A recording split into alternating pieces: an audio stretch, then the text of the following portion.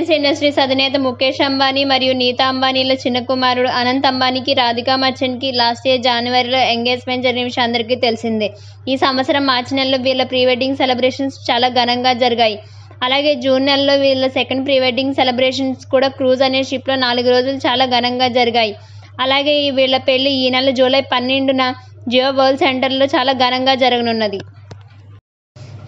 అయితే రీసెంట్గా అంబానీ ఇంట వీరి పెళ్లి సంబరాలు మొదలయ్యాయి.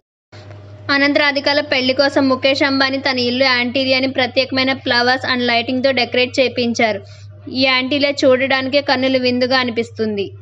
అంబానీ కుటుంబం గుజరాతీ సాంప్రదాయానికి చెందిన వాళ్ళు కాబట్టి వీరు అనంత్ రాధిక పెళ్లి వేడుకలలో మొదటిగా గుజరాతీ సాంప్రదాయం ప్రకారం మామేరు వేడుకను నిర్వహించారు.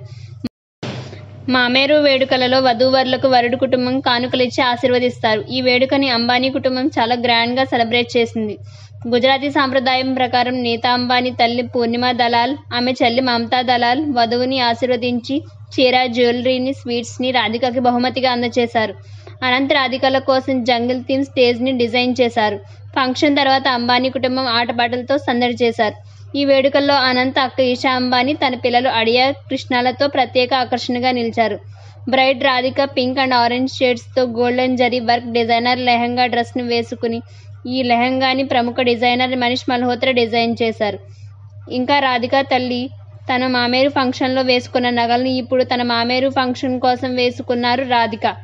ఈ నగల్లో స్పెషల్ అట్రాక్షన్గా నిలిచారు బ్రైడ్ రాధిక. ఇంకా నీతా అంబానీ ఫంక్షన్ కోసం రాణి పింక్ కలర్ డిజైనర్ సబ్యసాచి లెహంగాని వేసుకున్నారు. ఇంకా పెద్ద కోడలు శ్లోక మెహతా లెహంగాని డిజైనర్ అభిజాని డిజైన్ చేశారు.